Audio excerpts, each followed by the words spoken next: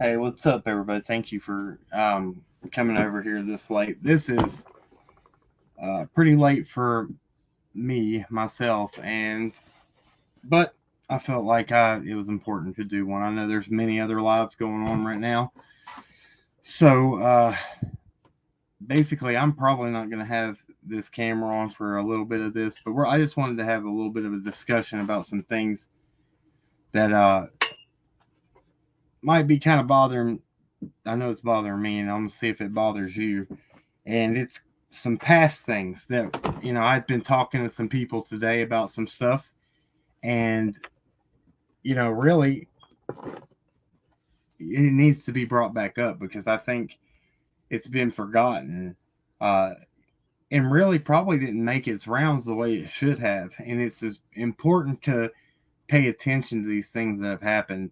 And I and I'll give you an example, kind of when if you're not familiar with with the missing teen Lexi Dykes out of Beach Creek, and well, not out of Beach Creek but out of Hawkins County. Her family is from Beach Creek community, and she had an Amber Alert shortly after Summer went missing, and she called in to our live stream, and uh we couldn't believe it. It was us. We were like getting ready to walk out the door. We had a free night, me and Allison did, from the kids, and we were going to go get something to eat, and we saw the Amber Alert pop up, and we posted it on the community section, and we were like, well, maybe we should go live about it and talk about it. This was, you know we were just starting out, so we did it, and we thought it was a troll. We thought it was just somebody messing with us. So, in the chat, Lexi Dykes comes up, and I'm like, no way. She says, I'm fine, I'm safe. So she comes up on panel, and we, tell her to show her face in the backstage, and it was her for sure. So this was a Friday night, and I can't remember the exact date that it happened. Do you remember? She doesn't want to be on tonight. She's had a rough day at work, but uh, it was. I can't remember the exact date, but I know it was a Friday night. So uh, we called Hawkins County and TBI. We got off that live, and we immediately called them to tell them, hey, the Amber Alert that you just broadcast, the child is called into our live stream. We have her phone number. Uh, this is where she wouldn't tell us where she was, but we're trying to give them information. So we called TBI first, and they said basically they didn't have much information on her yet. And I really, what was it that they told you on that when you called TBI? What did they tell you? They told me that they didn't have a whole lot of information. Which they're the ones who issue the Amber Alert. Okay, so we didn't really know what to get. They tell you to call back or what? They said they would have somebody call you. They said they'd have somebody call me. Said they would have somebody call her, which they never happened. Okay, so we called, and this is all documented. You can go back and watch this live and watch how it played out. Uh, so we then hang up and call Hawkins County, and when we call Hawkins County Sheriff's Office, so we're on the phone, and basically, it was told to us that. So we call them, and it's pushed through. They transfer us to the jail first, and sorry, you guys, hold on 1 second. Sorry, let me mute this real quick. Hold on 1 second.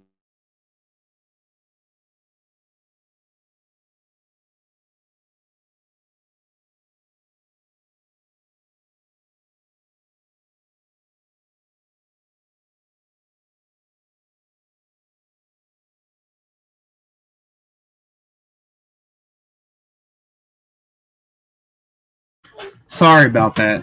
I had a child get up and had to use the bathroom. I was trying to get our attention.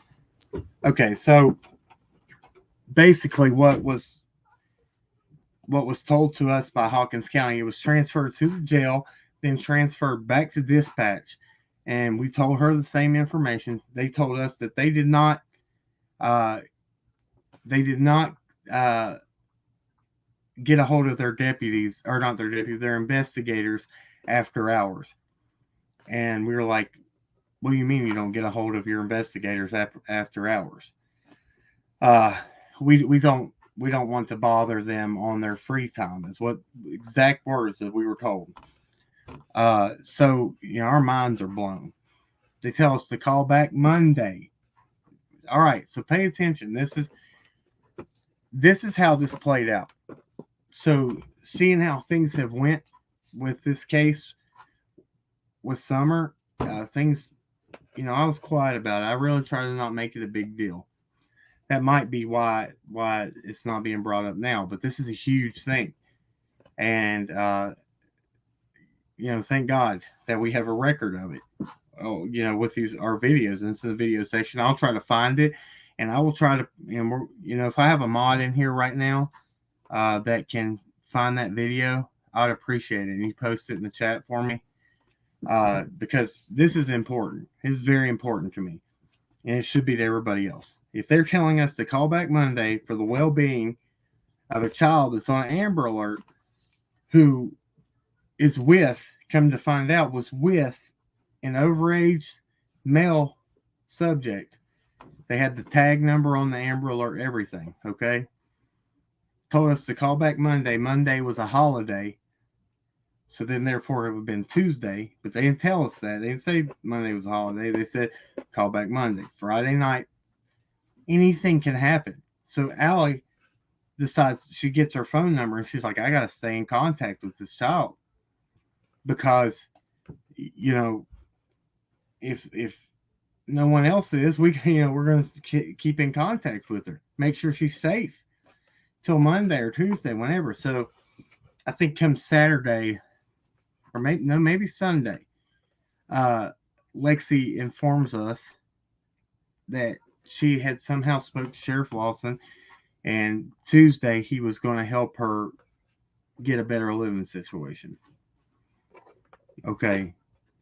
By better living situation, we come to find out that he put her in a juvenile detention center. She had grown up with her grandfather, and he had passed away, and she was forced to go live with her mother. Her and her mother, it was a toxic relationship. She was going through a really, really hard time. So, I'm sorry. Okay, can y'all hear me? That started spinning and acting weird. Everything good?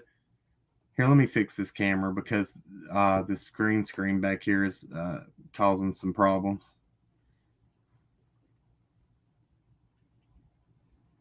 All right, so yeah, if that right there, so back at that point in time, I was like, even to let that slide back then is an issue. I brought it up, I talked about it, but that's a big deal.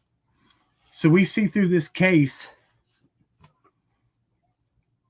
things that just haven't made sense, correct? We see property owners searching their own properties in certain situations through this. We see basically, I'm just gonna call it how I see it, okay? You have the main search in June. Then we don't have anything involving a search by law enforcement. Now, we and other people involved in the case that took initiative, that like divers and drone people, EquiSearch, they came back, EquiSearch came back, and did a search in between June and the end November 30th is when the second search happened. They did some things, but as far as law enforcement and their search, they didn't orchestrate anything else till November 30th, right? Okay. As far as ground searches and stuff, we went out and searched multiple times for weeks, because that we felt like that if we were in the position our child was missing, we would hope that our community would rally around us. I mean, that's the only thing we can do, is that's what that's why we felt obligated to do so.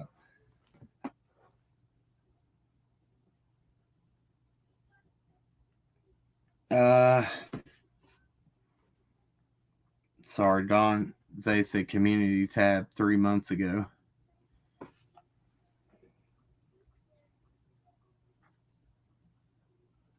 Excuse me, guys. Sorry, I think somebody's trying to get the link to that video. It's not the one with Carly Trent, not that community post, Don. That's the second time that not Carly, sorry, that Lexi. We're going to talk about Carly Trent is why that's on my mind. Because this all needs to be talked about again, okay? We're going to talk about Carly Trent too. If you're not familiar with that, I pulled up some headlines. This has been weighing on my heart, and this live right here was not planned. I wanted to do this. I'm putting the slides and stuff together for tomorrow. The Sherfy information that I started with the other night. I just want to make sure that I've got it down packed, because I don't want to put anything out. I don't want to. It's going to be more questions than anything, but I have with the Sherfy stuff. It's going to be a solid. It's going to be receipts as to what led up to June 15th, and then maybe some questions about June 15th. So just bear with me. You guys are really going to like that. And I will premiere that tomorrow. I've been working hard. I just feel like I don't have enough hours in the day with my personal life and this. So, yeah, it's in the video section, Don. If you don't care, it's in the video section. If you don't care to look in there, it's way back when, months ago. So let me get to. Sorry, guys, if I haven't got any questions yet. I will get to them, and I'm sorry. Just bear with me. So, because if I get off track, you all know that it's just over with. So let me keep on with what I'm doing, and I'll answer you. Okay, I promise. Let me make sure I didn't. This is why all these children. Yeah. Okay. So I'm just going to go over and make sure that none of this is making sense. Absolutely not. This is the things. Let's just take other cases, for instance. Do we have gaps of from June to December? Or well, pretty much November 30th. Sorry, the end of November, with where law enforcement searches are so sporadic and far apart. You have EquiSearch that came in, but they were brought in. I know of the second time they were brought in by, I think it was private people that asked them to come in and had some stuff going on. Now, the first time, I think that they had that dispute between Tim Coop and where they said that information wasn't being given between the two. There was a story in the paper about that. And I don't have that link right now, but you can check that out. I think it's on WJHL. There's a story about that. Okay, so let me grab my bearings here and make sure where I'm at. So all right. So with Lexi Dykes, she ended up running away again for the second time, but she was placed in juvenile detention center. And that was their idea of putting her in a better living situation. And then she got out, and then she ended up running away in Memphis. And there was another alert that was put out, and she was found safely again. She was in nursing school, and she was trying to do something with her life. To go a little deeper into that, and to get into what we're talking about too, is so notice her last name. Dykes, right? What are the families that we know of that are the big, the main families? And I'm going to say it that way. The main families that are in Beach Creek community. Okay, you got the lights, the dikes, um, and then you have a lot of the roads names, cemeteries are dikes, light, cemetery. So I ask, when we're on the phone with Lexi, I ask her. I say, are you any relation to the dikes in Beach Creek community? So all my family. Or I'm like, coincidence? No, I don't think so. There ain't no. That's not a coincidence. I don't believe in coincidences much, but that right there is not a coincidence. Or I mean, it is a coincidence, I guess. I'm saying that's the one I'll believe in. I'm like, wow. So there's another uh an Amber Alert for another missed child. Let me rephrase that because I just butchered that all. So I don't believe in coincidences, and that definitely there is a. I don't just things happen. Okay, for her to call in, her family be from Beach Creek. I was like, oh my gosh, what's going on? So I asked her. I said, What does your family think happened to Summer at that point in time? And she says, well, I mean, without skipping a beat, I think, or my family thinks, that if it wasn't a family, then it had to be somebody that was out there buying drugs. That's her exact words. Now, this is before Sheriff Lawson comes out and says, oh, there's not no drugs in that out there. We don't have a drug problem out there. We don't have a problem with missing kids. When he said the scream was unfounded, all that, okay?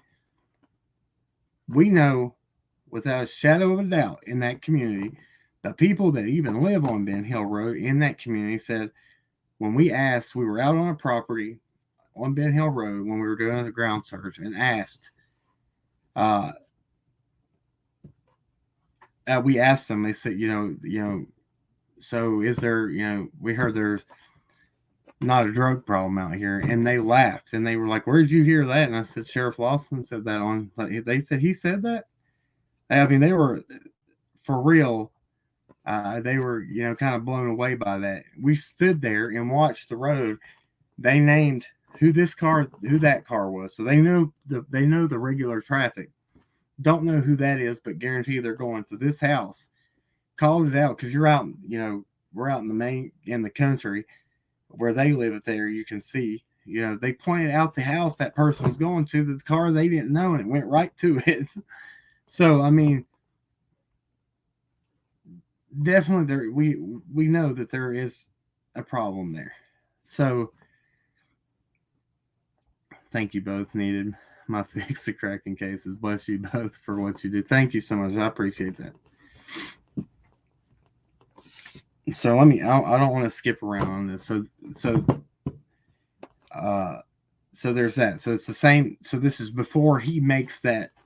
It's before Sheriff Lawson says that there's not a problem down there. That Lexi says her family says if it's not the family, then it's somebody that was down there buying drugs or something. That was their theory. But then again, we're dealing with a family and people that have pretty much for generations on generations have policed their self in that community. It's 45 minutes away from Rogersville. On certain occasions when we were out there for the trespassing stuff and all that, when law enforcement was called to the Wills property, it took them 45 minutes to get there from Rogersville. And that was on a slow day. I think I was on a live for a few minutes the last night where we were talking about the call and how long it took law enforcement to respond on June 15th, and 31 minutes. So that's still 31 minutes it took for law enforcement to show up out there, regardless of what they got going on otherwise. If they had other calls, regardless, 31 minutes for a missing child is a long time, okay? That's a long response time because they have so far to go, correct? I mean, we got to call it how it is. It's a long way to go. Hi, Pindar. Hi, everybody. Hey, everybody that's coming in. All right, so we're there. We got that, okay? Where am I going to next? I didn't write this down. I had it all in my head, but I feel like it sounds a lot better. I got it all planned, but it never goes that way. So let's see. So where do I want to go to next with this? So basically, let's recap if you just came in here. We're talking about when a second Amber Alert was issued after Summer goes missing, for Lexi Dykes. She calls into our live stream. We call. This is the same night now that they issue the Amber Alert. She calls into our live stream. We bring her up on panel. It really is her. We thought she's a troll. She wasn't. It really was this child. She says, "I'm safe. Don't worry." And we're like, "No, you can't. We have to worry. You have an Amber Alert." That's what we do. We worry about this stuff because that's what we're doing right here. So we have no choice but to report this on you. I'm sorry, but you might be having a situation. You ran away from home. We have to report this. We reported TBI. They say, really, we don't have very much information on this yet. We'll have an investigator call you back. It's what TBI said, who issues Amber Alerts. I think the video is getting posted in the chat. I don't know if I had a mod that did that yet. I don't know how many mods I have in here tonight. I appreciate it, guys. Oh, thank you so much. Thank you so much, Christine. I really appreciate that. So then we call Hawkins County. We call, it rings. They pick up, they transfer us to the jail. The jail says, this is the jail. I can't take that information. They transfer us back to dispatch. Dispatch picks up the phone. Allie tells her what's going on, and Allie tells her what's going on, and she says, "We don't bother our investigators after hours or on the weekends. Call back Monday." What? Call back Monday for a missing child? I don't care if she's a teenager. I don't care if she's a runaway. I don't care if she's got problems. I don't care if she does drugs. I don't care what it is. She's an underage child that is missing with an active Amber Alert. Call an investigator. Call somebody. You got officers that are working. I don't care if it's send somebody to get this child. Call her. We got your phone. She's right here. Call her. Call back Monday is what we get. Monday's a holiday. Call back Tuesday then, right? Then she's placed in juvie. What's going on? I don't get it. So that's just a recap of what we've talked about so far.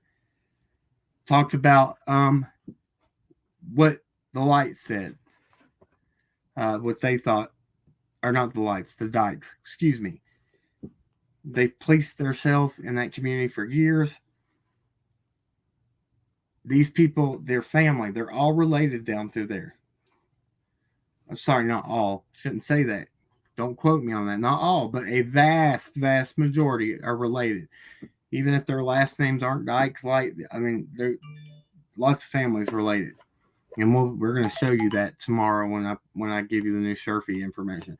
Lots of people that are related. Sherfy would be one that's included in that.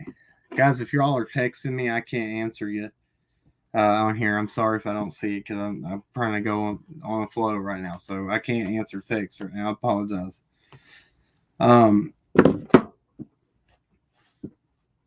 So, yeah, and we're going to show you how those people are related. Sherfy's related. There's, you've got the Goads that are related. Billy Dishner, his address. We've talked about Billy Dishner. That property, his address is actually to an address on Ben Hill Road, but without a house number. His previous address before that is Mary Sexton, William Goad's address. There's a lot.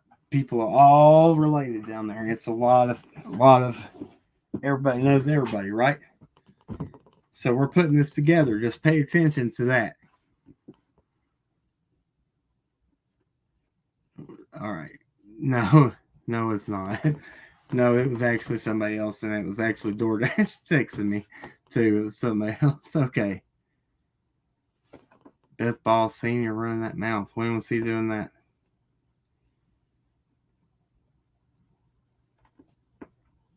All right, sorry. I saw that comment. That's okay because we're gonna be, if he's running his mouth, we're gonna be talking about some stuff tomorrow. I don't know that he knows that people paid attention to. Okay, so we're gonna be asking some more questions, but we got some receipts that lead up, and then we're gonna ask questions why. It's gonna be good, and I just want to make sure I got everything in order. I got to put my slides together because I'm doing this one. I'm coming out hot with this one. Okay. All right. I'm gonna try to do my best. I'm gonna do my best work on this one. Hey, Amy King.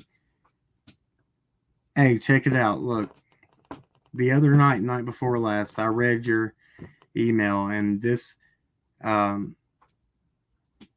Look, I appreciate you, and I appreciate the way that worked out and everything. And I mean, I know that, like I said, that was a blessing in my life too. Just the things you said.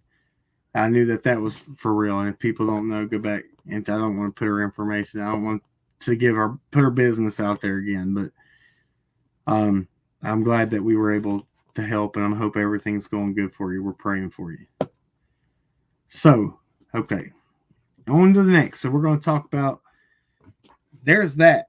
We're going to talk about, and for a recap too. We also said why is there only been. Okay, well, in 2021, 2 searches, and they were months apart. We got the searches in June. Then we have, the 2 Equa search came back for 1 or 2 days. And then November 30th, another search by law enforcement. There's big gaps. I question. We were out there searching. We did multiple weeks of searches out there. And you can see that. We got videos talking about it. We got divers that were involved, drone operators. I mean, it was amazing. The people that had came together. Problems struck that too, and that hurt nobody but Summer. The attacks on the people, it hurts nobody but Summer. It doesn't hurt us. If people personally attacks us, and searchers end up leaving the search and don't want to be a part of it because their livelihoods are being threatened, that hurts nobody. Nobody involved with the search. It hurts Summer because those people are backed away, and it takes resources away from her. Correct? Where's 22 Bell Road? Something like that. I don't know. I have to look it up. But with no leads, where are they going to search? Keystone Mall. The same things that they've been coming out and going. If they had these planned searches and they knew things, and they knew these areas before, and they were planning them, and they said they waited till the fall for the leaves to fall.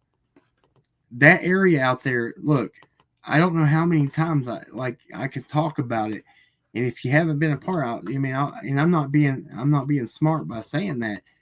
This area out here is vast, and it's mountainous terrain. You look at it, even like on Google Maps, and you see, oh, there's a house here, a house there. When you get out there for real, and you stand there and you look at what you have to search, then you'll understand. You'll understand. There's lots to be searched. And to thoroughly do it, I think it would take weeks.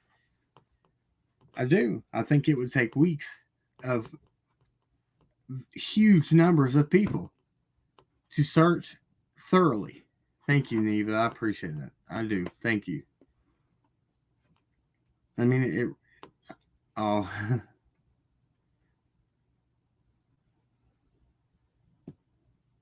Oh, thank you, Amy. That's awesome. I will. Hi, my 3 healers. Hey, everybody. I'm trying to catch up. I get behind in this chat, and it's way, way up there when I look again. Right.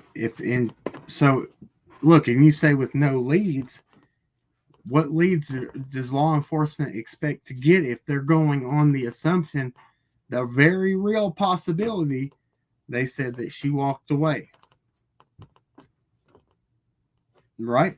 So that's what, if that's where their mindset is, and the very real possibility she walked away, and they've been saying that from the get go, then you should be. That's where your search efforts are going to have to be, in that vast area, multiple times.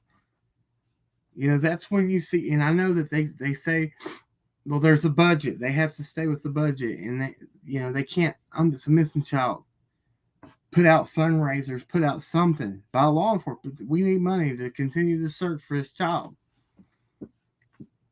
I mean, we can make excuses all day, but we can at the same time say that there was a lot more that could have been done.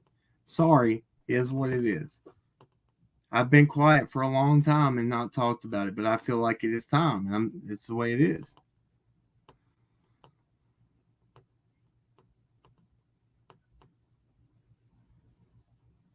Okay. I heard this disturbed earth thing, and I do not think it's factual. Could be, but I don't think that they would announce that straight off the rip, and I don't know.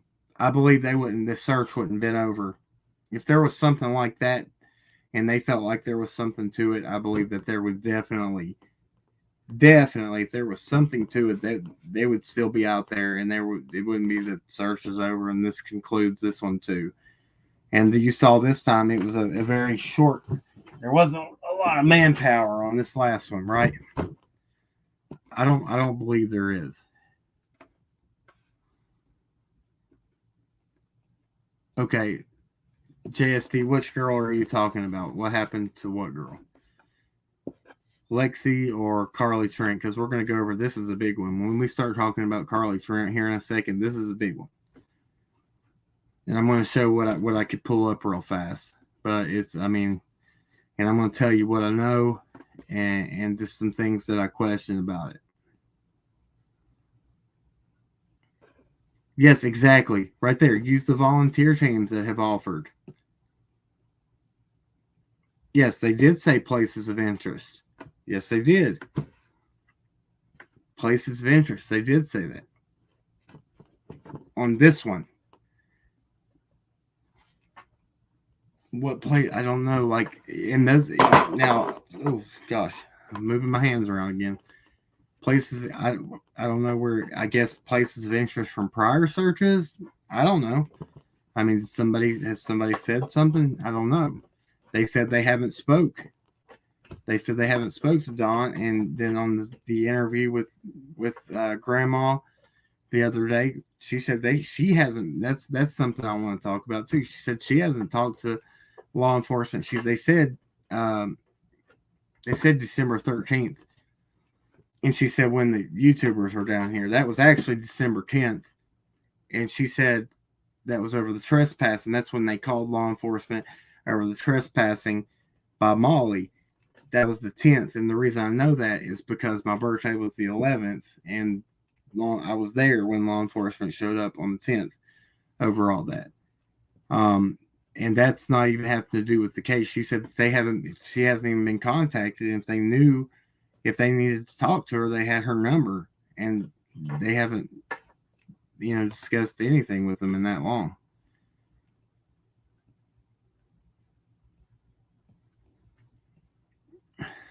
Let's see. Yeah, exactly, Casey Jakes. They would have had a ton of volunteers, but they refused. That should be okay. This is my opinion. Okay, it's my opinion. I'm going to say this is what it is. I'm going to say it from the very get go. When you say we don't want the public's help, very first thing when they had a very first press conference with Leslie Earhart, Sheriff Hawkins, the very first thing is he says we don't want any help from the public. That's what he said, right? That's what he said. And then it's been a constant blame game on social media and everything else. Now, wait a second. I understand. I wholeheartedly believe that there has been some crazy things been called in for them to go investigate. But at the same time, I know that when I myself and my wife have tried to report things to the TBI and call them, we have been told to report things on the Summer Wells case. When we have called to report things of interest that we felt were very uh, significant, we were told that sounds like good information. An investigator will call you back. Never called back. Never was contacted back. Okay, and that's I have to call it how it is. I'm going to be honest about that. That's what we were told. That's what. Thank you, Miss Christine. That's what I'm getting to right here. So, what if there is through all these, these crazy leads? There was that one jewel lead that maybe sounded outlandish but was true. If they didn't call me back and we're right there involved in searches and with talking to the family and stuff, when we call and we try to talk to you about something, never contacted us back, never talked to them one time. We have never talked to them one time, except for when he answered that one time when TBI answered the phone and we talked to one guy and he said that he would have an investigator call back. Sound like good. Never was contacted back after that. That's a problem. It's not like the first time I've talked about this. I've brought that up before, but sometimes it falls on deaf ears. It's a big deal. And right now, I feel like with the circumstances that we have and the things that were said the other day by the sheriff himself about that they're not cooperating and that how are they not cooperating? You said they had a lawyer. They both immediately came on and said, no, they don't have a lawyer. Can't speak for Don, but for them two, they don't have a lawyer. And from the way that I understood it, and I could be completely wrong, is when he said we haven't talked to Don about anything on that. He said we haven't talked to him. I don't know. Don Don talks. He talks. I feel like they go in there and they talk to him. He's going to talk to him. I don't know. As far as hiring counsel for this situation, there's no charges filed. So there's not a court appointed. There's no charges on anybody yet. There's nothing. So for somebody for a lawyer to represent the Wells, Don and Candace, husband and wife, to be co-defendants, but at the same time for them to be represented before anything is charges filed, before anything, because there's nothing yet on anybody. They will have to hire and pay for representation. And do you know how much probably representation is going to want for a high-profile case, regardless if anything ever happens or not? They're going to want a big chunk of change. I promise you that. And I know from experience of being in the court system that lawyers ain't cheap.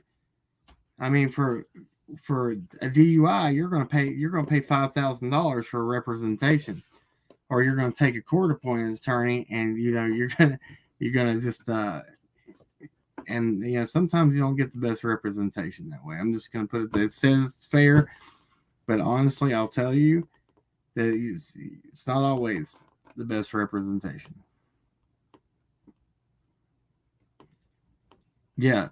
So places of interest, when we're talking about places of interest, they're talking about areas out there where they were at, and they had dogs, and they were out in the terrain. So places of interest, that's somebody that's reported something, called in and said, hey, what, they going on a lead somewhere? Where does that come from? Now, we can go as far as to say, I thought the same thing. I was like, when I first heard this and the way it happened with, Candace says what she said on our live about Don being in love with Don. Then you hear they got in a fight. Then you see the search out there. You're like, so Don must have said something, right? Don must have, somebody said something. That's the first thing that goes in your mind. It's all of us. You're like, yeah, that's something's happened. But then he says, then he comes out here and says they're not cooperating. Well, if Don said something, that's going to be cooperating, correct? I mean, am I wrong there by saying that? If somebody is talking and giving information, that's cooperating, correct? That's the way I take it. I'm just calling it how I see it. It's got to be real about it. So I'm not going to spend a bunch of time on that, but also I want to make sure that I'm hearing this correctly, because there was another part of it, and I want to bring this up, and I don't want to speculate or say that Sheriff Lawson said something he didn't. But there was a part of it, of the interview. Tell me if I'm wrong or not, because I'm going to pull it up real quick. If I can find it again. I got on WJHL earlier, and yes, Stacey Price, that was a piece of an interview. He might not have been talking about the wells. Who else would he be talking about? And no, he said, now, you talking about the cooperation part, Stacey? He was talking about, they said on that part, they were talking about the wells because they're talking about the search. She said, when she asked the question, she said, what, has the mom, grandma, and all those people. First, who's all those people? Now, that's not the part that I'm saying I don't want to speak. She says all those people to him. And he said, no, they're not cooperating. They've hired lawyers. First, you've sat on that town. Yeah. How many Dons are in jail? All right. I mean, you can look at it that way. I guess, Stacey, you can look at it that way, but pretty sure he would be talking about Don Wells in there. I don't know. I mean, I could be totally wrong, and if I am, I apologize. But I don't know. We don't know. It's true. I'll give you that. We don't know.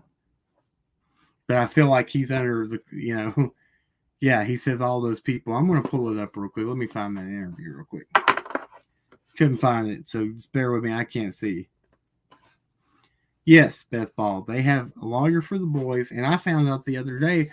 I thought Don represented himself for the DUI, but then I was told he had a lawyer for it. But I know when you go to court for a violation of probation, your attorney you had on that violation when you went to court for that charge that puts you on violation.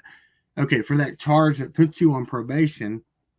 When you get a violation, they bring back that attorney that you had on that charge to represent you on the violation. No matter how long it's been, 5 years, 10 years, that attorney will come back and represent you on the violation. Yes, that's what, yes.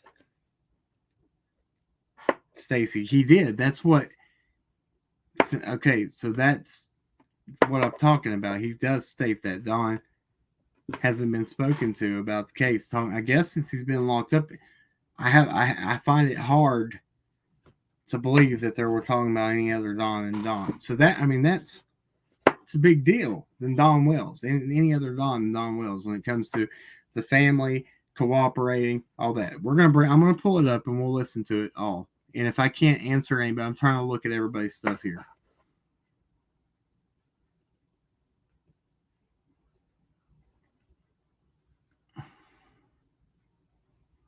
Yeah, okay, B, and we went over that. That's what I want to say. Now, as far as that's what I was trying to say about the cooperation. They have cooperated through this whole thing. Even up to now, I said it before he came out with that. I think I said the other day, they still are cooperating. They could go up. Law enforcement has had an open door to that property since day one. They have not had to get one search warrant.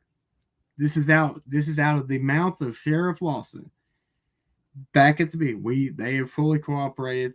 They didn't have to get any search warrants to go on that property for vehicles, anything. They were allowed up there to ask questions as much as they want, search the property, and they did so multiple times. Came up there and flipped that house. Now, Tommy Larson, it appears to be that way. I mean, he was called right out on there. She on the same day, he says what he says, and the family answers back. Grandma answers back, never before during an interview answers back, to be honest, and says, yeah, okay. I said they flipped the house 7 times. I thought that's okay. I said 7 times that they flipped that house. They came back and did, and I believe that's accurate between TBI, FBI, Hawkins County, and it's 7. I heard something the other day, and I will always correct myself if I'm wrong. 7 is 5 to 7 times, somewhere in there, I believe. Now I'd heard 7 from the get-go, and that's why I've said that. Now that I did read, it's either I read something or heard something. It's 5 to 7, so I'll make sure to find that out though for you for sure. But it's multiple times.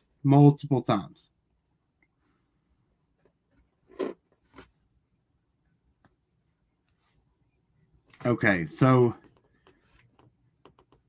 let me go ahead and pull this interview up before I get way off key, okay? So we can stay on the same page.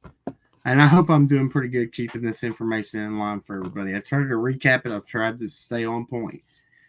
I hope this has been okay. All right, so let me see what I can find.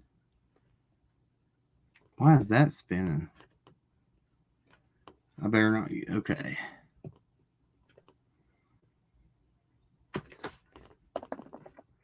As soon as I get done going over this little part, I'm going to go through the Carly Trent stuff real quick, and then it's going to raise your eyes even more. Okay, I promise. This has to be talked about. There has to be. I don't understand why this case, why these things have happened in the way they have in that county. And it is what it is. I mean, we're going over the official news stories, and when those kind of are questionable, where you go with it. So, I was going to look it up on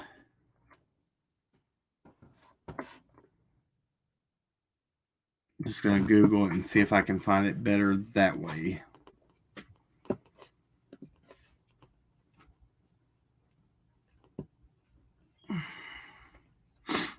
Let me find this interview real quick and then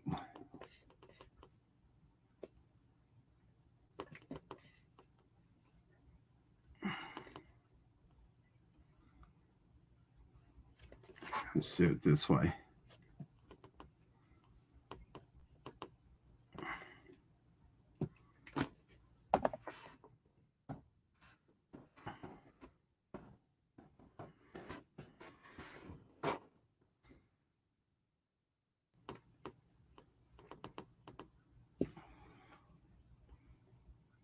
When was this one done?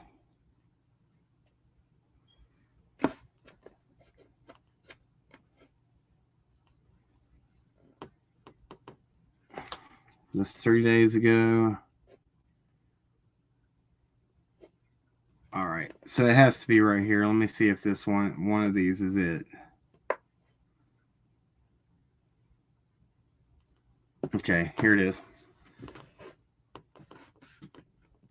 Now let me now go over here and do this.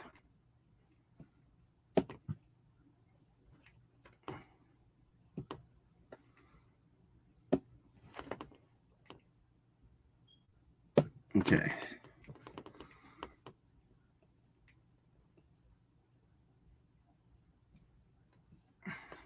All right, now why is this not loading? Okay, so I'm just going to read this till it gets unloaded. It's still spinning. I don't know what is going on with my internet connection. Hawkins County Sheriff Ronnie Lawson on Tuesday revealed that the family of missing 6-year-old Summer Wells is not cooperating right now. Okay, here we go. Here we go. Well, here we go. Thought so. Daggone, it's not.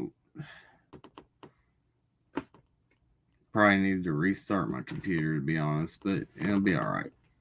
It's late, and you know what? When you get on, I feel like when you get on something good and you got some good information, and you're talking about it, something's gonna happen. It's just the way it is. So let's just play this real quick, and I'm gonna mute out real quick. If you're thinking about anything, chances are you're thinking about home. I'm gonna mute that out, and I'm gonna wait for this ad to stop because we ain't gonna play no ads. All right. Yeah, that's a dream catcher. I feel the same way. Why? He sat on there for 40 years. Nobody runs against him. We have to ask that question too. Why is nobody running against him? Does nobody else want to sit on that seat in Hawkins County? I feel like he sat on it for a while. Hold on. Let me get back over here real quick.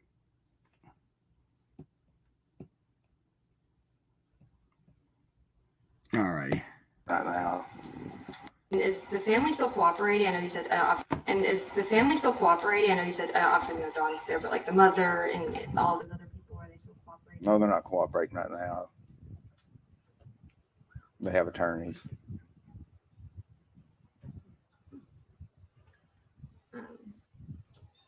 Is there anything else on that front you wanted to say or speak about? Not right now.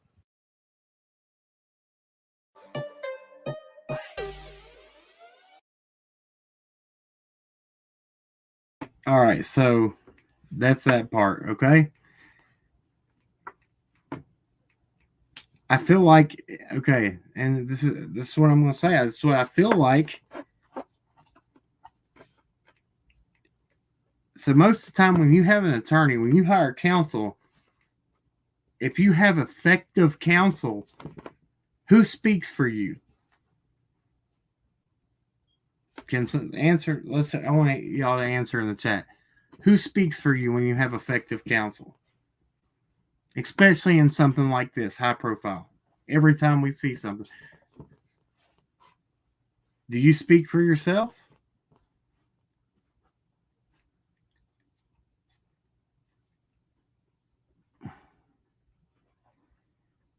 Yeah, attorneys, anon. That's what he said. But right, your attorney. Unless you just have the world's worst attorney on the face of this earth, which, I mean, if it was the case, that's what the kind of attorney this would be. Unless you have the world's worst attorney and got past his bar from the back of a cereal box, a cutout, I do not know any of them that would let anybody speak for themselves in a high profile case, much less like they have. So yeah, exactly. You wouldn't see YouTube channels. You wouldn't see YouTube. Because the attorney is not going to say, they're going to want for them to be able to have a fair chance at representing you and defending you if it ever went to trial or to charges were ever filed. They're going to have you not talking, because they're going to have, we can go into the whole jury pool selection. You're going to have not like this case. A case would not be like this if there was an effective attorney in place. Okay. And that, there would be a lot of things that have not happened for sure. Okay. So there's that. That man sat on that seat for however many years, 40 years or a little less, whatever it is. In his county and in his investigation, he's going to know who those attorneys are that are representing that family. And I don't believe that he's going to have. I just don't see. I don't get it. Unless there's otherwise, and it showed otherwise, I do not believe. I don't understand why that was said. Yeah, I'm dumbfounded. I really am at that part. So I'm going to go to this next video of what he says, and we're going to see. All right, anything we use here is under a Fair Use Act. I will give descriptions to both of these videos in the description below after the end of this video, so you can research this content that way for educational, for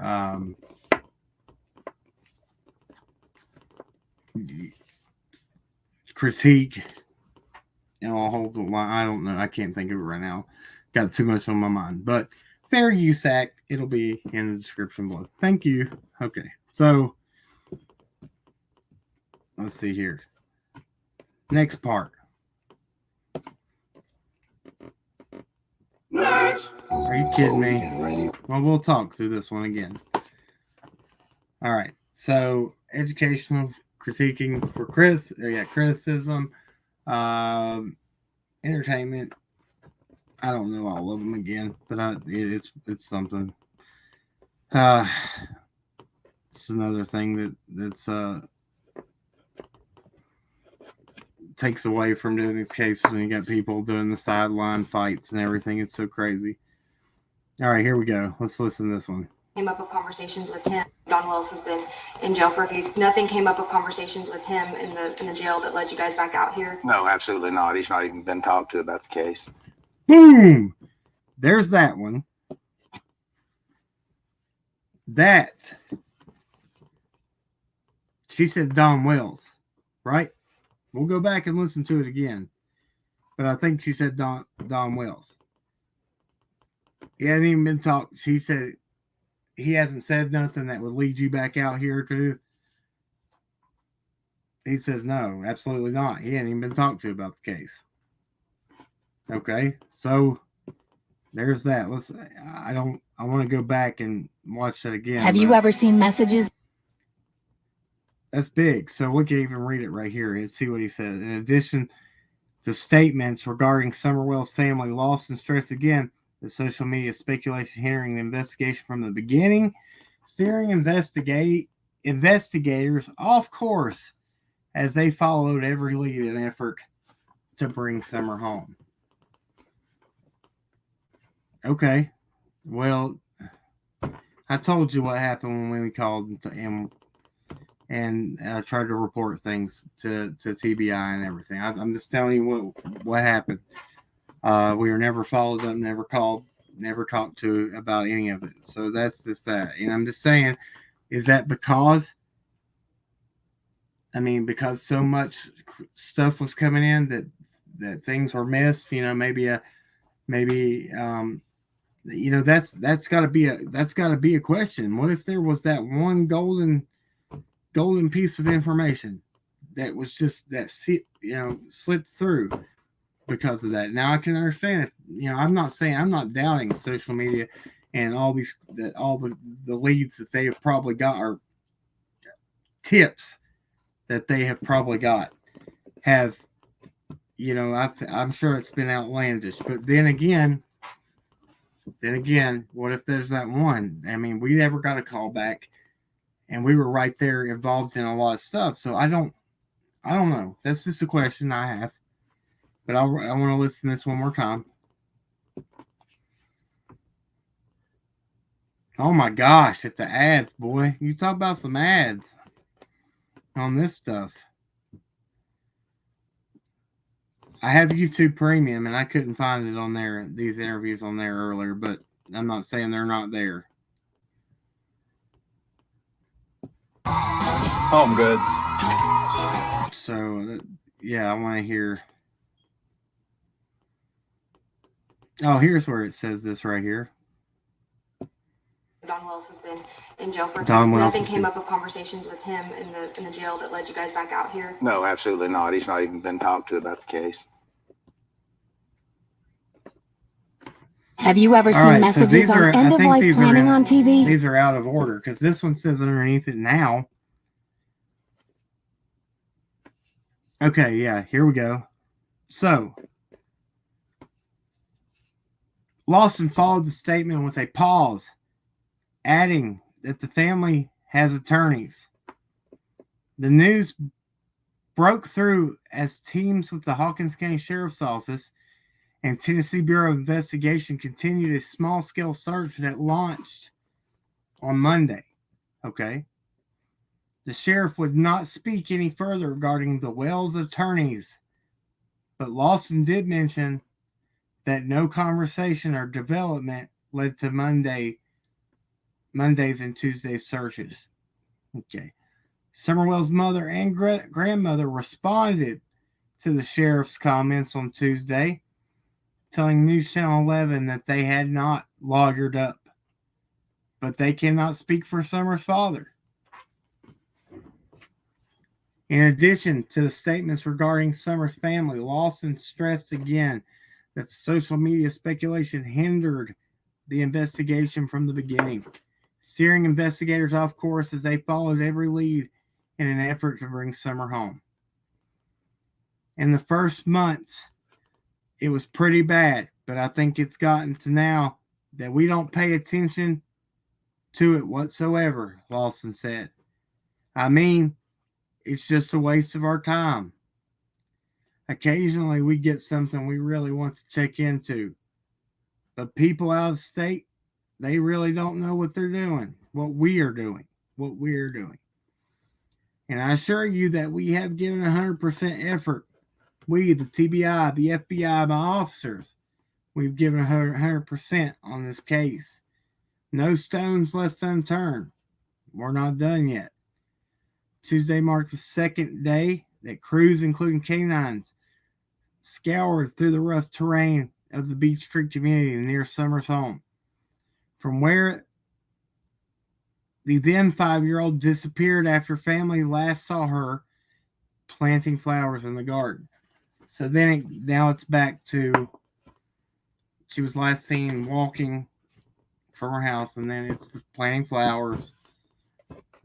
There's that again. So Summer Wells' mother, Candace Bly Wells, sent the following statement on Monday night regarding the search. I'm very happy that they are still looking for my daughter, Summer. I heard about it, but I didn't see anybody. Thank you for remembering her. Summer's June 15, 2021 disappearance has gained attention worldwide. Though numerous searches and thousands of tips have not led to any answers, like I've said from day one, everything is still on the table, Lawson said. Not ruled out anything. TBI previously expressed that the very real possibility that Summer wandered off from her Beach Creek home nearly 9 months ago. Since her disappearance, Summer's parents have made an appearance on national talk show Dr. Phil and also created a YouTube channel, which has garnered nearly 14,000 subscribers since its launch in October. After the channel's launch, Summer's father, Don Wells, was sentenced to nearly a year in jail stemming from a DUI arrest on October 2021. Wells pleaded guilty to the DUI charge, which led to an extended time in jail due to a probation violation. The ongoing Amber Alert for Summer lists the following details. Age 6 years. Sex female. Race white. Hair blonde. Eyes blue. Height 3 feet. Weight 40 pounds. Missing from Rogersville, Tennessee. Missing since June 15, 2021. Anyone with information on her whereabouts should contact the Hawkins County Sheriff's Office at 423-272-7121 or the TBI at 1-800-TBI-FIND. Okay, so we're going to watch this last one, and then I'm going to talk about the last part of my spiel here. What do you think? Actually, we're going to talk about the last part of my spiel here, right as we wait for this ads to get over with. Yeah, so it's look, Pendar, I got what you're saying. Let me start this over real quick. Hold on. Like, whatsoever. I mean, it's just a waste of our time. But the first few months, it was pretty bad. But I think it's got now where we don't pay any attention to it whatsoever. I mean, it's just a waste of our time. But occasionally we get something we want to really check into. But people out of state, they really don't know what we're doing. And I assure you that we have to give 100% effort.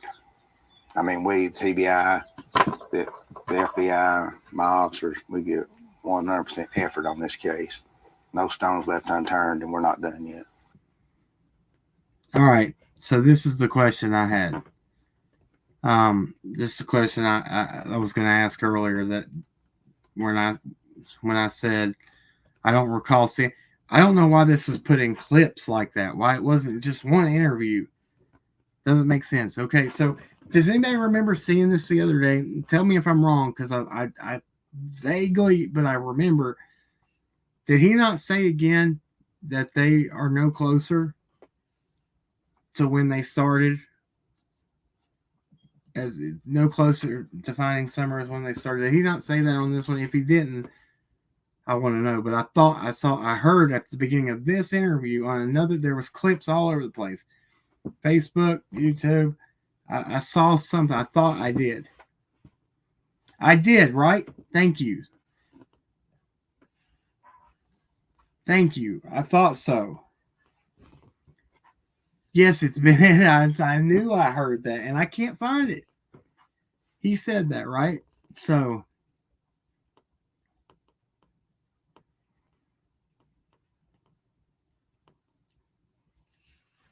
In case if they search now, what?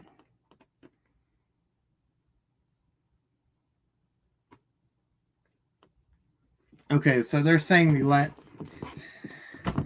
the planting flowers, last seen planting flowers thing. So that I don't understand why they keep switching it. It's the last seen walking away from her house, planting flower, then to she was walked inside, and her brothers last seen her going downstairs. Been multiple times that it's been said differently. Correct? We've seen it. It's been multiple times that things have been said differently. Look, nobody's making anything up with that. We're just saying what they're telling us. Then they wonder why there's so much confusion in this case. Well, then it said over here that and they said that law enforcement said that for the last seen walking away from her house. Then it said last seen planting flowers. Then last said,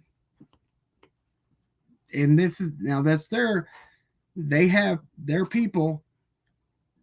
Okay, which is I think Leslie Earhart is the media person for TBI that gets the information. Now that there's a lot of stuff.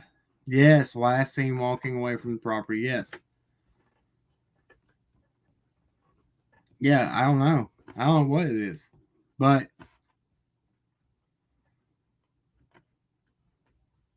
can you get the call to it, Cam? No, they ain't released that, and I have a real problem. I don't know. I'm not okay. Could it be that dispatch might have not said the right thing over there, or over the for the call for the officers to come out? Could she have messed up and said the wrong thing is why they're not releasing that? Maybe she misunderstood. I had a call. I was talking to law enforcement the other day or something that I had to call them about. And by the time I got done explaining everything that I was talking about, they said, well, do you need, so we'll have an officer go over with you so you can get your belongings. I never once in the whole time I was talking to this woman in dispatch on an issue I had about going and speaking to somebody, never said I needed to go get my belongings. And I have a witness to this because Penny was on the phone with me when we called and to get information on how to handle something. They said, we'll have an officer get in contact with you so you can go pick up your belongings. Never once even gotten close to what saying that. So is it possible? Yes, people are people. Humans are humans, and they mess up. Okay, I don't know. Maybe.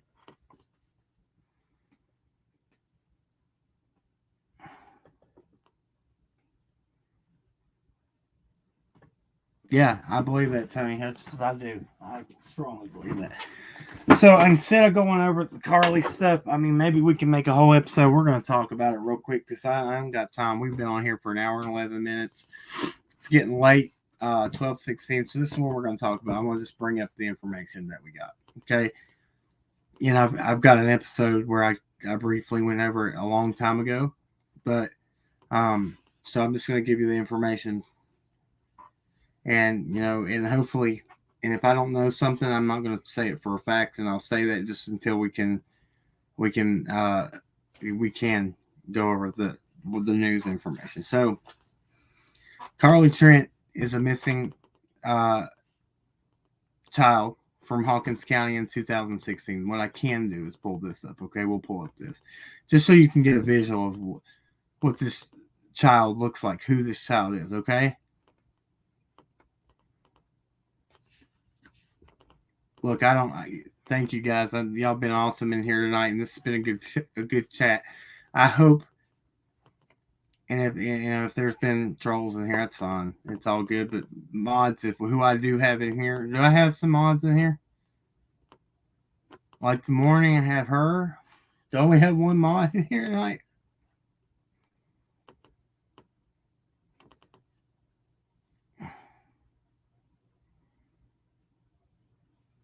Trying to see who I have in here. Sweet D.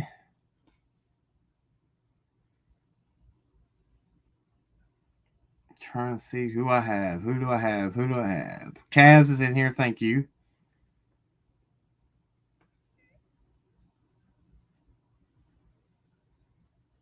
Yeah, we said during when election time comes, you're going to see some things start going crazy in this case. So let me share this real quick. Thank you, Kaz. I got some. Tracy, you're here. Thank you, people. Thank you so much for coming over here. I appreciate y'all so much. No matter what time I do things, I didn't even give you a heads up, and you're here.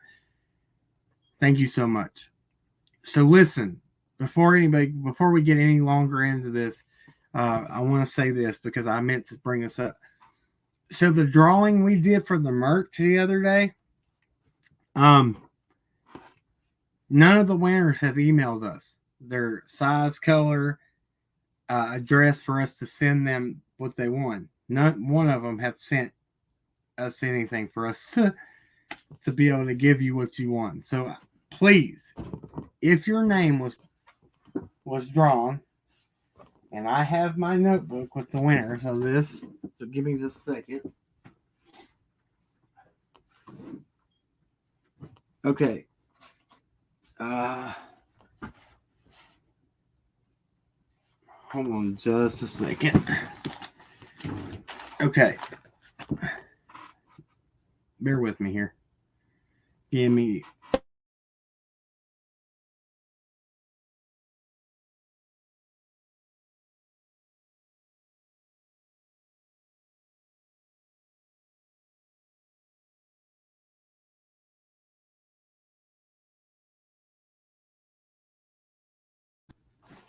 Okay, so the winners were, and I don't even know if these people, they were subs or not. This one winner, I don't know, but they ended up being a member, and I don't know if she's a sub, but I mean, still, we drew your name, and I thought, and it was supposed to be a subscriber, so just if you hear your name, please email us your size, if you want the hoodie, color, and address so I can get it shipped straight to your residence, okay? And if you got the mug, email us your address. All right.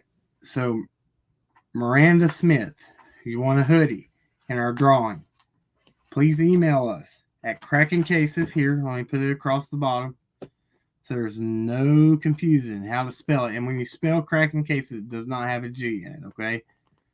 That's a lot of people mess up with that. There it is going across the bottom of the screen. Okay. Yeah, did I miss some? Thank you, Miss Christine. Thank you so much. Okay. All right. So Miranda Smith hoodie. LA. You're a member. You won. Tell us what you want. Bella Explores Life is a winner. Reluctant Healer. I know I've seen you in here tonight, I think. Or Hatter's Lighthouse. One. Reluctant Healer. I think I saw her. Or it might have been. Those two I always get mixed up.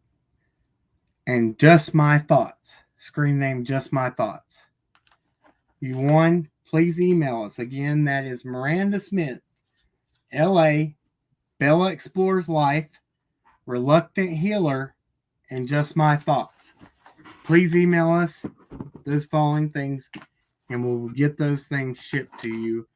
And however long it takes for it to ship from the manufacturer straight to you, I will try to give you an update and when you'll be getting your prize. Thank you guys for being a part of this channel and for supporting us. We try to give back to you guys because we care.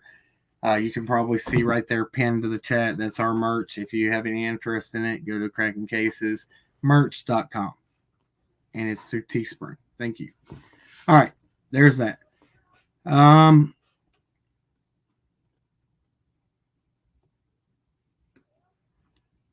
All right, guys. Thank you.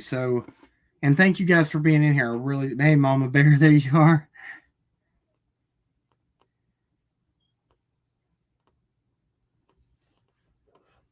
If he can, just a thought. Let's see. I was thinking maybe, Kim, could you tag them? If they're in here, I can only tag them if they're in here, and I can't do it from StreamYard by being here watching it from this point of view to be able to give my information. Okay, so here, let me share this. We're going to go over Carly Trent's stuff real quick, and then we're going to roll out. It's late, tired. I'm actually out, gosh. I've been biting my cheek for like a week, and it's like once you bite it once, you keep biting it. Oh, I don't know why I keep doing that. Yeah, if you don't care, hit that like button, man. Show me that you care. Show me that you put that DNA, that touch DNA on that like button. Allison says it's corny, but I like it. So, I mean, it is what it is. Cam, can you look into the Lunsford case? Yes. As soon as we get... Okay, look. So, Richard Hohenacker's case, his cousin is supposed to come on and do an interview. I feel like I have not... Look who's in here. There you are, Natasha. Oh, thank you, Natasha. I didn't know you were in here. All you guys came over here. Man, look, you guys are amazing. You really are. Thank you for everything y'all do for this channel. Amazing people. All of you guys are. You really are. I see you in the comments. I haven't answered any comments in these last couple of videos. I am so sorry I haven't answered emails. I have been slacking. I need to rest. I've been exhausted mentally. Just it's been rough. You know what I mean? B said that hurts. What hurt? Oh, yes, it does. Biting your cheek, it hurts so bad. How much for the medium? I do not know. Look, those prices, that's not us. That's what Teespring charges. And then I'll explain to you exactly how it works, to be honest. They give you their bottom price, which is like, I can't even remember what it was, but you have the choice to like mark it up to you get like a $6 profit on it. I marked it up there's $1 because they make you take $1 at least the profit. So I put $1 because I don't want to overcharge anybody. But anything that comes from that merch will go back into these cases and, helping people. I was able to help Amy, who was in the chat earlier. Amy King, pay her power bill. But we did that out of our what we get paid from our livelihoods. Okay, not from this, and we helped her pay her power bill, and she was very thankful, and that was God. That was a whole different thing. But the way that the thing that she had, the email that she answered back with was amazing, and it was something about something me and Allison was dealing with. It touched our hearts. It was so on point. It was really on point. Thank you guys. All right, so I'm gonna get back to this. Let's say biting. When you say biting the cheek is one thing, but biting the tongue is quite another. Oh yes, absolutely. But when I look, bite a big chunk out of your cheek, you'll definitely know it. I promise you that. We did. It's actually a non. I was one step ahead of you on this one. Allie had already posted in the community section right before I came on here. I was like, somebody's going to say that, and I'm going to be ahead of it tonight.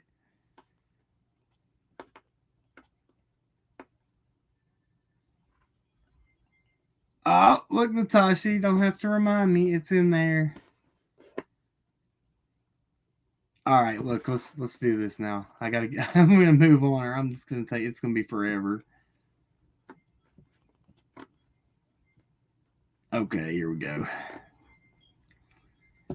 I'm just gonna go over what I know, and then I'll do an episode on everything with Carly Trent to show you the fact checking, and maybe I'll just do that as a video to upload for it, so it'll be something that people can resource back to. Okay. All right, here we go. This is just the one article that I have, and this gives you a visual of this child. And look at the similarities between this is what Carly Trent. This is another missing child out of Hawkins County, okay? That was missed 2016. All right. I want to see you guys'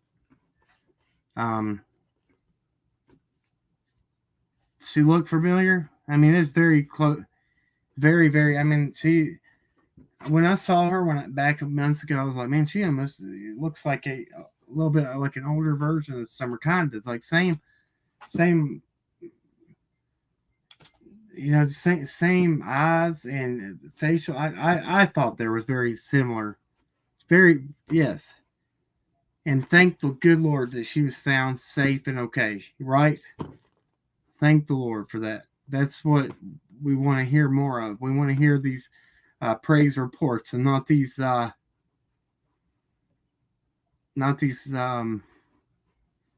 just these horror stories we have when we cover these cases. We don't want to hear that no more.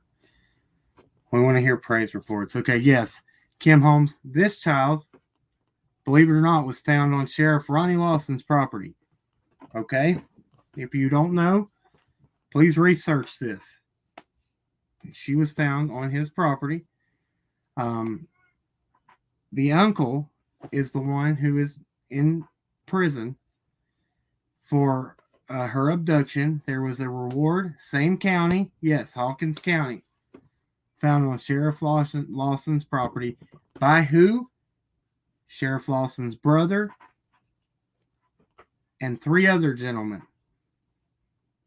In the news stories by Jeff Bobo and others news stories, the men are alternated when it comes to the 2 men.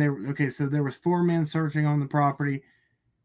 2 men, which one was Donnie Lawson, Ronnie Lawson's brother, Donnie Lawson, and then the name of the other individual that it's swapped out. So there's all right. So there was a mix up on names. This case gets crazy, and I've learned more. The pediatrician Jen Green. Yes, look, you're already on top of it. You know about what I'm gonna say. There's so much questionable stuff. And we have to understand when the mainstream media sometimes spoon feeds us stuff, people take it, swallow it, and go with it and never ask a question, right? Well, then when two things happen, we don't have a problem, they said. Two things happen in that county. Questionable, okay? This is a lot. This is a lot, okay? So the pediatrician, I'm going to bounce around a little bit here. So I'll just read what this article says real quick, okay? We're just going to go over this a little bit. So this was in, when was this posted? Okay, the title of this was Carly Trent Rescuers to announce how $40,000 reward will be dispersed. And there's even some talk about that money and how it actually was. It said it was going to a bunch of nonprofits, 23 nonprofits. And this is speculation. Now, I'm not saying there's proof, but this is when I covered this long time ago, back at the beginning, that some of this might have been funneled back into Churchill, Tennessee, or in some. There's just been other things. I'm not gonna go into the speculation side yet, but I'll tell you the facts of what we know about this. Okay, there's Summer right there on the side of this on Times News. All right. Rogersville residents responsible for the return of a young Carly Trent will be announcing how the reward fund will be used to benefit more than 23 nonprofit and service organizations in Hawkins County. Last May, the group of heroes saved a missing 9-year-old Carly Trent more than a week after she was kidnapped by her uncle. After Carly's pediatrician offered $10,000 for information leading to Carly's safe return, numerous contributors generously joined the effort. We're going to talk about Mr. Pediatrician right here. And this is okay, we're going to talk about him. 3 days following Carly's disappearance, and with very few tips coming into TBI's Amber Alert hotline, Carly's pediatrician, Dr. Chris Calendine, pledged to offer a $10,000 reward for information leading to the safe recovery of the child. The reward fund brought Carly's disappearance national attention. The U.S. Marshals Service also announced they would offer $5,000. A word spread nationally about the search for Carly. TBI began receiving many calls from the individuals wishing to contribute to the reward for Carly's return. Matt Daniels and Tim Williams, two Knoxville banking executives, pledged $10,000 for Carly's safe return. Jim Clayton with Clayton Bank and Trust also added $10,000 to the reward for information leading to Carly Trent's safe return, bringing the total to $35,000. That number sounds familiar, don't it? It's like it almost equaled up as about the same thing happened. Just a lot of coincidences. I feel like in this. As search efforts continue, Nashville residents Trey Healy, a dog groomer by day and a musician by night, added $5,000 to offer reward prior to Carly's heroic return on the evening of May 12th. Okay, let's see, what month did she, okay, so she went missing in May? Hold on a second, I just caught that too. So May, same time of year, June, May, June. Okay, just doing something, I'm just trying to look at something. Additional individuals continued to contribute to the reward fund. Additional contributors include David Luttrell, owner, Artwork, Rogersville, Tennessee; Josh Meyer, owner, Myers Towing, Rogersville, Tennessee; and Brian Martin, Wake Forest, North Carolina. More than a week after her abduction, Donnie Lawson, Stuart Franklin, Larry Hamblin, and Roger Carpenter, Rogersville community members, were searching a rural property in Hawkins County when they stumbled upon little Carly Trent and her uncle, 57-year-old Gary Simpson. Tennessee Bureau of Investigation has received more than 2,000 tips and reported sightings from at least 19 different states before Simpson was captured and the girl was saved on that Thursday afternoon, just miles from home. By request of the 4 residents credited with Carly's return, all reward funds were given to planned giving of Hawkins. All reward funds were given to planned giving of Hawkins County. Planned giving of Hawkins County is operated under the umbrella of One Accord Ministry and the comprised of representatives. Excuse me. Oh no. Hold on, sorry guys. Comprised of representatives from a number of local nonprofit agencies.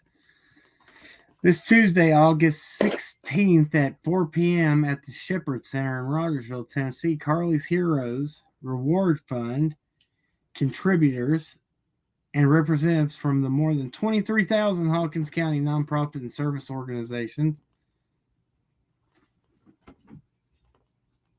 23, not thousand. 23 Hawkins County.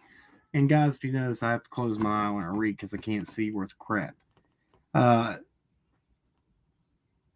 Nonprofit and service organizations will come together. The 4 reward recipients will announce how the reward fund will be utilized and how the funds will continue to benefit many charitable efforts in Hawkins County. Dr. Chris Callandine, Carly's pediatrician, will be unable to be at Tuesday's meeting due to commitment to be in Atlanta with J.T. Brooks, a patient at Rogersville athlete that suffered a cervical spine injury in preseason football and continues to recover at Shepherd's Hospital. Dr. Callandine is grateful to the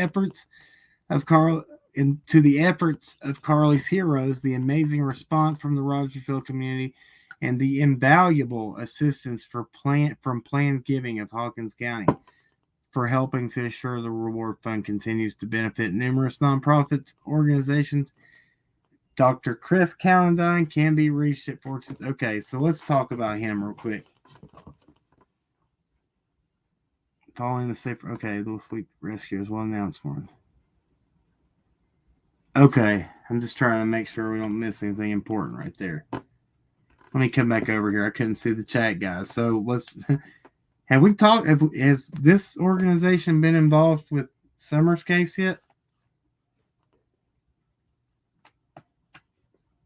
I don't know. I haven't heard of them. Have you? The 23 nonprofits, have they reached out during this with Summer? I haven't heard it. But I'm not saying they haven't. Not saying they haven't by no means.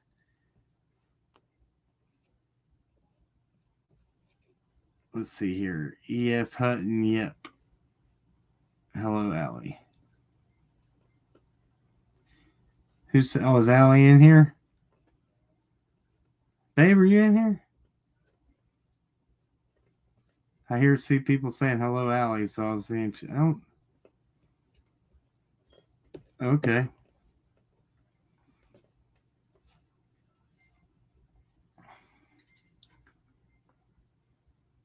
Oh, though she's not. She's in there. She got up and went in there while I was doing this. Summer didn't have a doctor. No, I'm talking about where these nonprofits in Hawkins County. This the one that they were talking about right there at the end. That the one I had a hard time saying just now.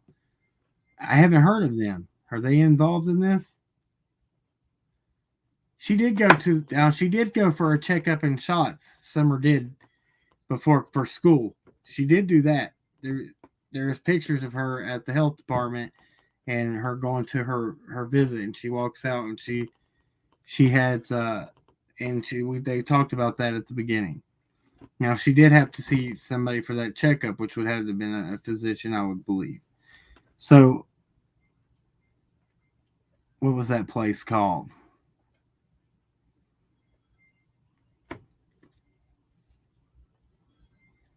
Planned Giving of Hawkins County. I haven't heard of them. Have they been involved in this? No, see, that's what I'm saying. I haven't heard of any of these nonprofits. Where are they in this one? I don't know. Maybe they're not. I don't know. So is the reward? So the reward is time limited. That's what I'm. Yeah, that's what I heard. They was gonna get. So back in whenever it was, they were gonna do away with the reward. It was gonna be dispersed earlier than what it is right now. It was already gonna be, and I think it was fought to go longer. It was only going for 6 months. They only had it, and then it was going to be given back or given to a nonprofit. I don't know. And then it got an extension on it for a year. So June 15th, I believe it's up, and it's there. That's it for it.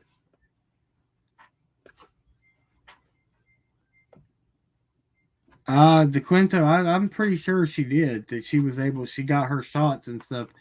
Was said by Candace at the beginning, and there was pictures. I think Summer did go and have her shots done for school.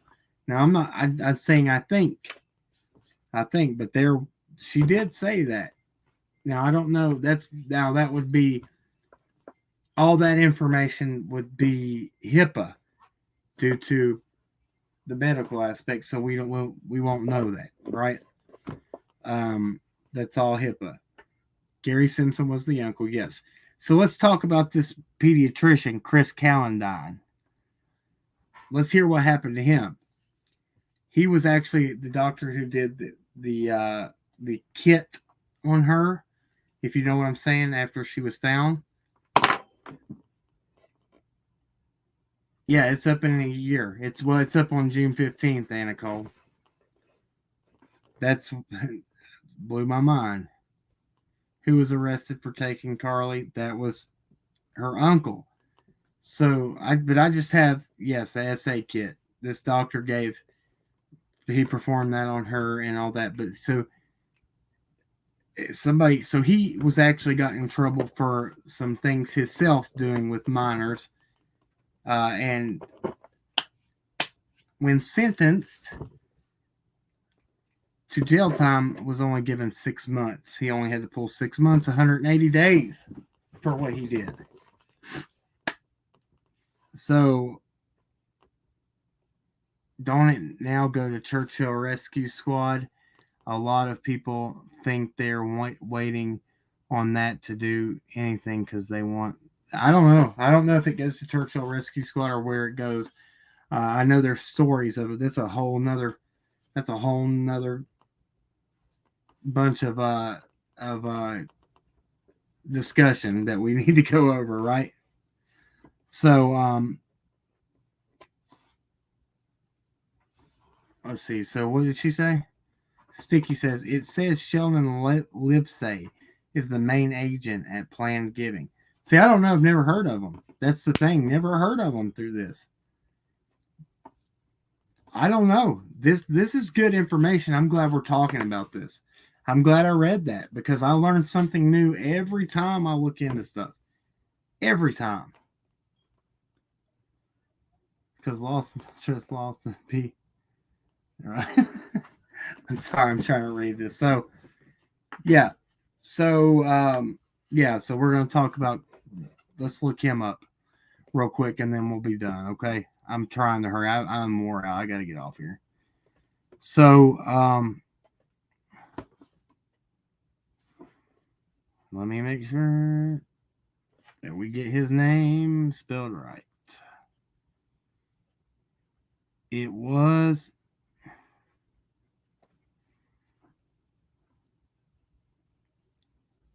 after Carl's pediatrician offered $10,000.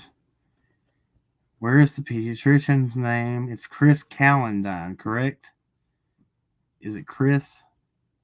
Yes, Dr. Chris Callandine. Okay. So let's do this. I need to save that. So let's open a new window.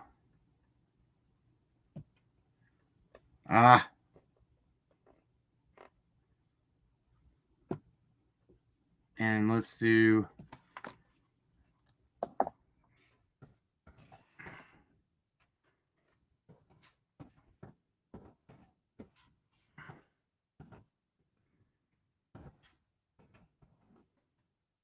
Oh, Lima nose won't stop itching. Yeah, okay, this is okay. Rogersville pediatrician pleads guilty. Here's your proof right here. September 24th, 2018. Let me make sure you guys can see this. This is from the Times News. And I got to stop sharing this one. And we're going to share this one. And this is the last part we'll go over. And we're going to go over, so please remember this, because we're going to do a whole nother episode on this. This will be good. Good to do. Okay. So 2016 is when Carly. All right, here he is. He only pulls 180 days. We'll get into this. This is rough. All right, Rogersville pediatrician pleads guilty in child sex case, sentenced to 8 years. This is your guy right here. This is this creep right here, who's getting praised in a missing child, who's conveniently out of town, by the way, when they find her. What's going on over there? These are your top people in the community, the people that are getting accolades and getting all the praises for what they do. This is what happened. Rogersville pediatrician, who not too long ago was one of Rogersville's most beloved citizens, will spend the next 6 months behind bars. Okay. Sentenced to 8 years. You're going to pull 6 months for a child. Come on. This is the problem that we got.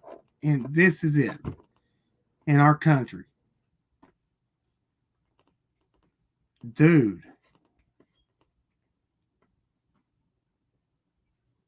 After accepting a plea agreement Monday in Hawkins County Criminal Court connected to allegations he abused 2 juvenile males in 2017. So these are just the ones he got caught for, right? How long has this been going on?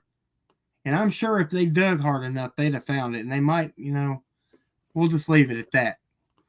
Dr. Christopher Lawrence, Chris Callandine, 46, was scheduled to stand trial Monday morning on 1 count of aggravated SB battery and 1 count of SB by an authority figure.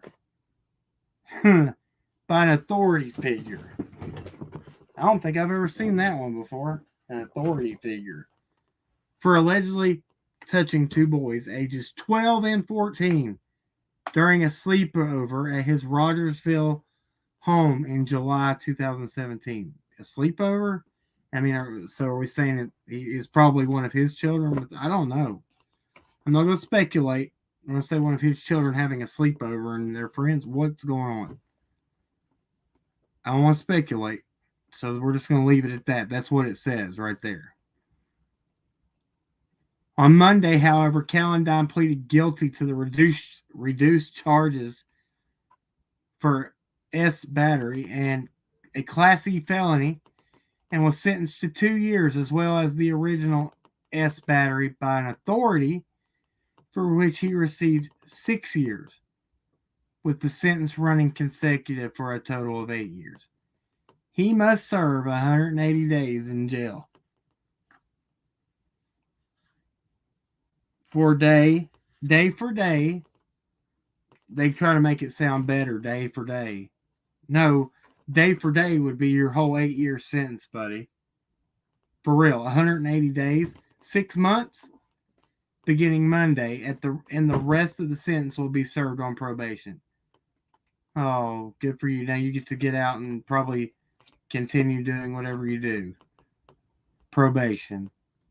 Because he's got the money. We already know he's got the money to pay his court fines off. So, he's good, and he passed all his urine screens, and he takes his little classes, because we know he's not going to fail urine screens because he's a doctor. It's easy for him. Pay all that money, pay his fines off, do what he's supposed to, early release for good behavior. They do it all the time.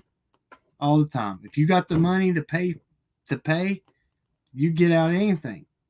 That's how it works.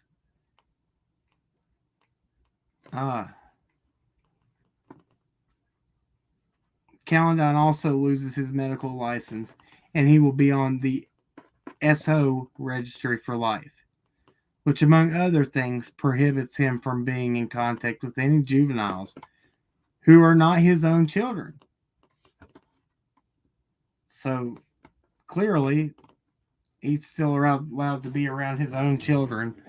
Why do you have those children at your house for a sleepover? So I don't know. It doesn't make sense. Shouldn't be allowed to be around any children, period. Why was the plea deal offered? Question. Attorney General Dan Armstrong acknowledged that there will be people who believe 6 months imprisonment is not long enough for those crimes. All right, look, I have never read this before, but when you feel the need to explain it, when Attorney General needs, then they know already. Well, people are already going to wonder why we went so light on him. We better have an answer for it. Oh my gosh, man. But they also don't know the strength and weaknesses of this case, Armstrong said.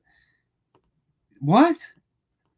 They also have to realize I'm looking out for the welfare of the victims as best I can. They, the victims and their families, agreed that this was a good resolution of this case. Armstrong added, we decided to let this case plea for 3 reasons. To protect the public, to protect these particular victims, and to make sure we protect any possible future victims by putting him on the SO registry. By giving up his medical license and by pleading to this case, we think we've done all 3. To protect future ones, he knows he got smacked on the wrist. 6 months? Oh, that'll teach you. Don't do it again. You just lost everything that your license and everything. But don't feel like that. Oh my gosh, you get where I'm going with it. I mean, I hope I'm not the only one that feels like this. I hope by reading this, right? 2 victims are now 13 and 15 and would have been subjected to cross-examination where their credibility would have been called into question. No, look, any good jury that sees a child say that on their credibility is not going to be questioned. His credibility would definitely be questioned. The man that did this to them. Armstrong added, I'm sorry, my emotions get very intense on this stuff. I have a very strong opinion about this, and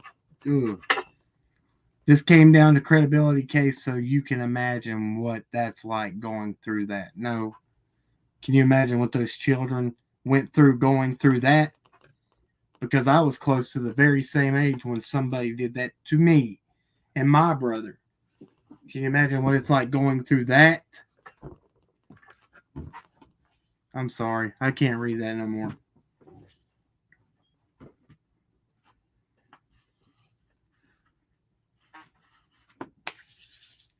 All right. That's about all I can handle. That pissed me off. Sorry. I'm going to stop sharing that because I can't look at it no more.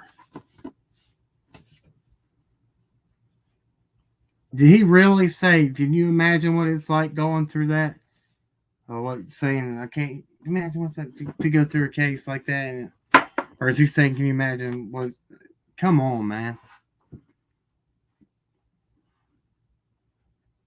That's how they explain it away.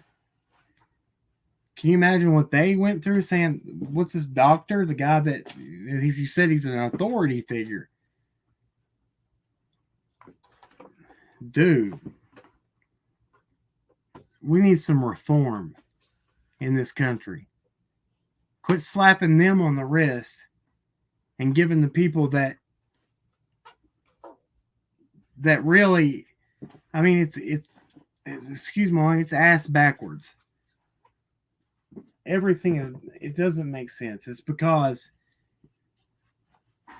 and I'm not going to go into things that people would deem conspiracy theory, but there's a number of elites, as you would call them, in our country that do the most heinous things because they have money and they can get away with it because they sit in seats of power. We've seen it. We've seen it happen through. We had Jeffrey Epstein, and you saw what happened to him when he went to jail and he had information. Call it a conspiracy, call it for what you will, but the man is no longer living before he could testify, and he had big names. Correct?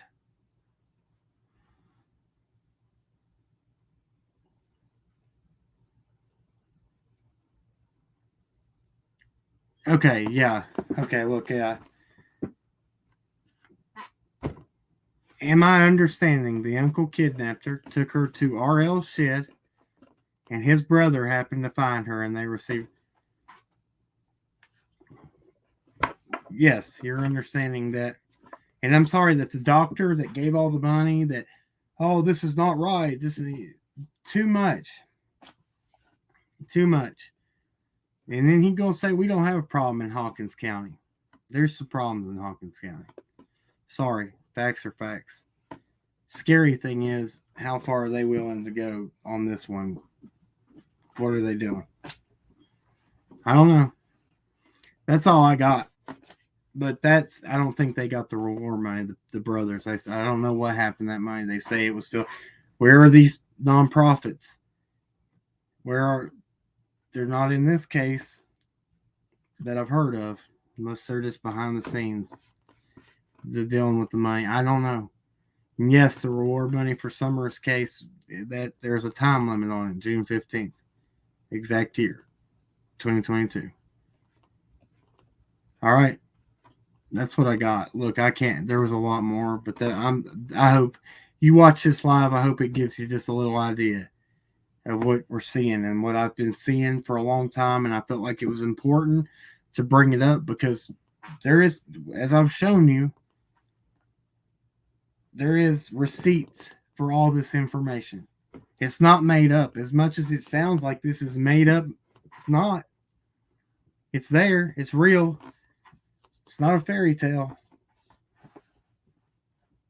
Things are weird, man. It's not just where Public Enemy #1 and where everybody wants to look at. It's all around in this. It's a lot.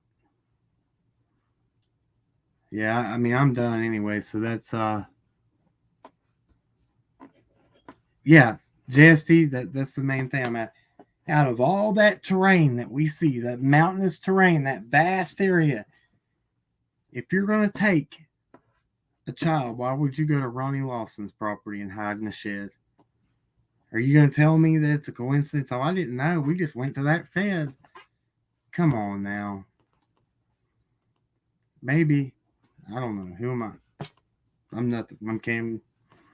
I'm a sinner saved by the grace, new creation in Christ, have a past. I ain't nothing.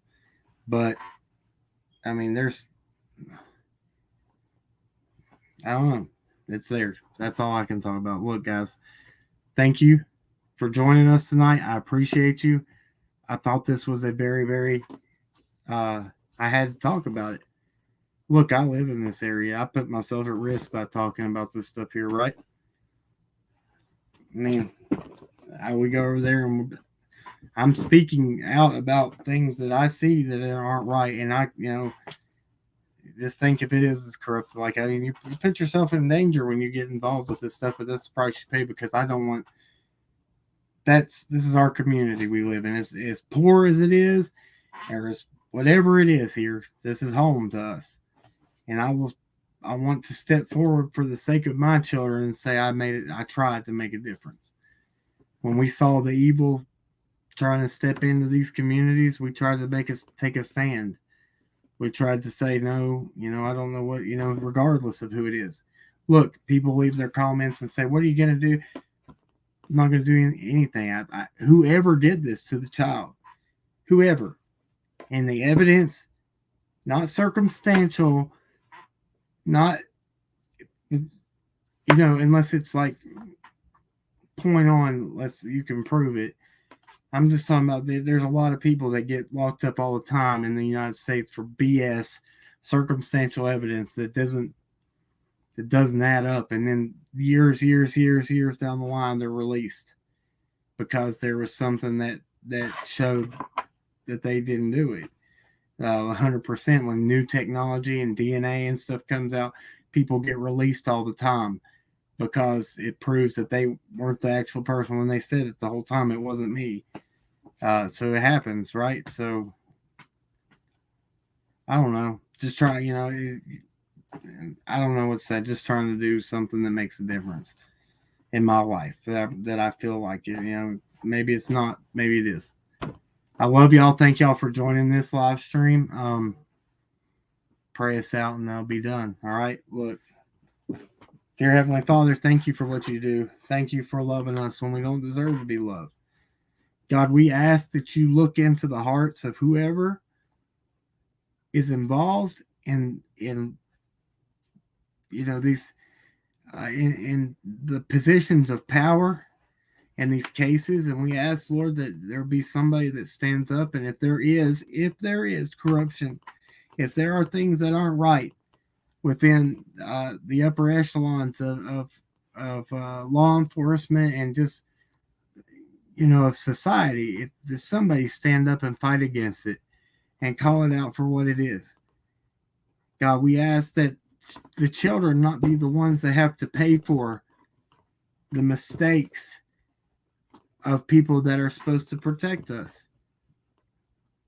God, we ask that every effort and everything that can be done will be done, and everything that should be done will be done in investigating these cases, that everybody will be looked into, and that actually every stone will be flipped over and looked under. God, let us look to you for guidance in what we do and everything that we do.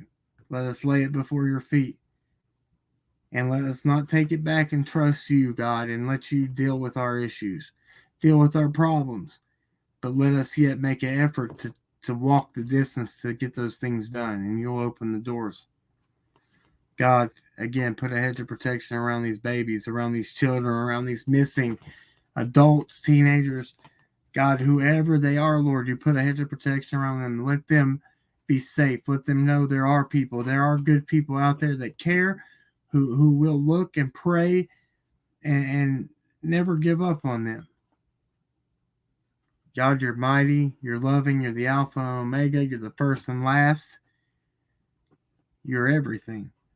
Lord, again, thank you for all you do, and thank you for blessing us. Lord, we ask that you heal the sick, and you give a peace into the families that are hurting, and the loved ones that are hurting in these cases. God, we ask that you just let your Holy Spirit flow through each and every one of us, Lord. Let us know that you're real, God. But it's our choice to turn to you and know, without seeing and believing, that you are God and that you are everything and can do all. We put these things again at your feet, Heavenly Father, and we ask that your will be done. In Jesus' name I pray, amen. Thank you guys for everything tonight. I appreciate you. I thought this was a good live stream. I love y'all, and we will see you on the next one. Get ready. I'm putting that Sherfy episode together, and it's going to be, I guess, I'm going to try to be professional with it. Listen, at the end of the day, everybody wants justice, but justice doesn't have to be carried out with hate. See you on the next one.